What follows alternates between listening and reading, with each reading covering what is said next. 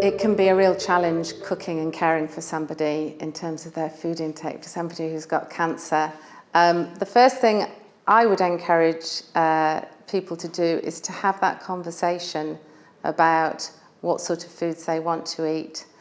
I've witnessed quite a few families, couples, where there's friction between the carer wanting the person to eat and the person with cancer finding it very difficult to eat. So have that conversation, make lists of foods that might be appetizing, think ahead. If you're cooking, try and put meals in the freezer so it's easy when times are rushed or you've been at the hospital all day, that there's a quick fix. And maybe sometimes asking for help. Maybe somebody else can help cook a meal, and that can make a huge difference.